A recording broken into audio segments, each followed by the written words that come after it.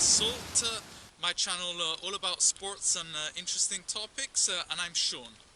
Today we'll be talking about triathlon and how to train on a budget. As many of you probably know, triathlon is not a cheap sport because it's really three sports in one, including swimming, cycling and running, and so you need a lot of equipment. And if you want your equipment to be top-notch, then sky is the limit.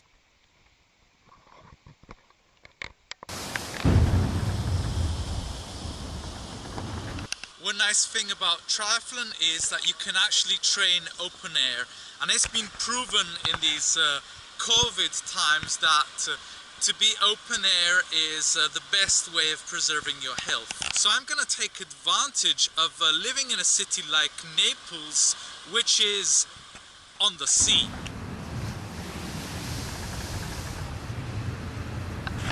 I improvised my triathlon training for my last race, and the first training session I did was in open waters here in Naples, next to the island of Nisida.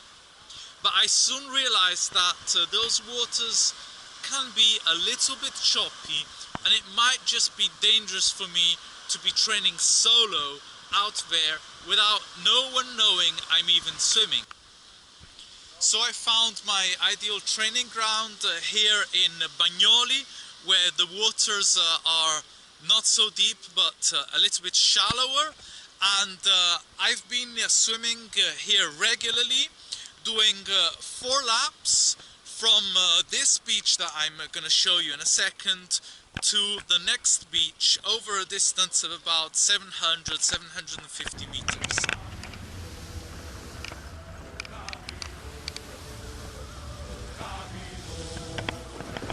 My equipment today is really minimal. This is my towel, this is how small it is. I've got my wetsuit, which I bought used from a guy who just tried it on and realized it was the wrong size for him. So I paid 140 euros instead of 340, which would have been the price at the time. I brought goggles, I brought a swimming cap to keep my hair out of the way, and I have a watch. Not a GPS watch, just a simple watch, so I can time myself over the same course and see if I make any improvements. I started the triathlon with an aluminum bike, which I paid 300 euros for at the time. I did 5 years with that bike. Now I upgraded to a carbon bike, which I will use for a few years to come because it's light and it's fast, so I'm perfectly happy with it.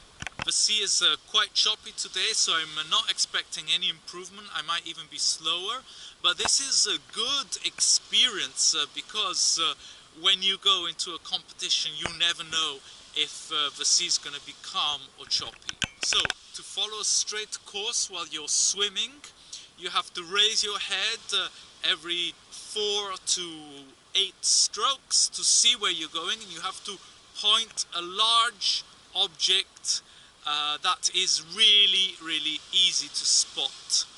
That way you will follow a straight course, and you won't make your race longer than it needs to be. I was just warned by the local fishermen that the currents today are very strong, so they told me to be careful, and they said mind you don't drown because no one is going to come to save you. Where you see this red brick construction, there is thermal hot water flowing from Agnano into the sea here in Bagnoli, so the water here where I am right now is a little bit warmer.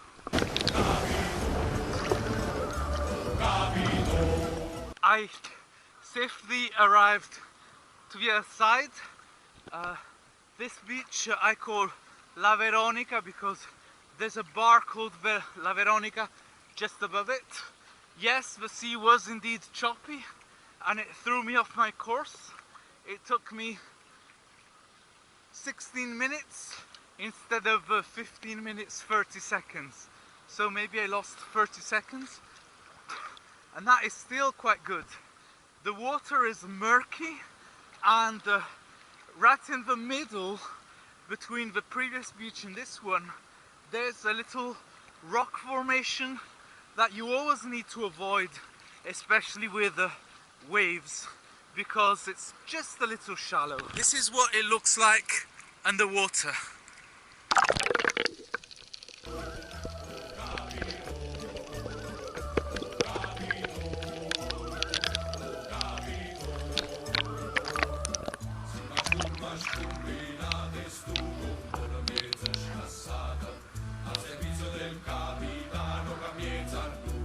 Coach Greg says, train harder than last time. Well, this is definitely the case. I was under the impression that the sea was getting more and more choppy at every lap. It took me 1 hour, 4 minutes to cover the distance 4 times. So exactly 4 minutes more than last time. It's a lot.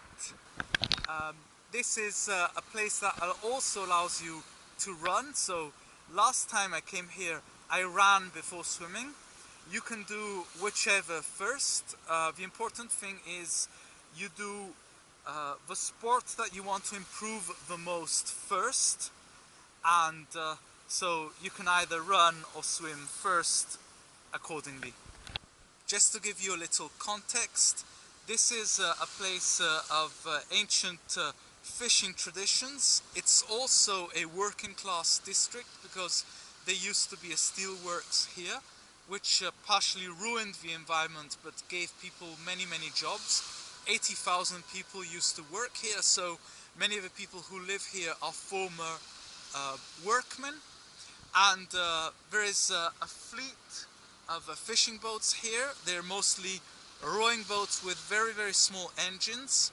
And the guy here, local guy, is slowly painting all the boats, and I call them the dolphin fleet because all of the boats are white and blue with a little dolphin on the side. Hope you enjoyed the video. If you did so, please subscribe to the channel. See you next time.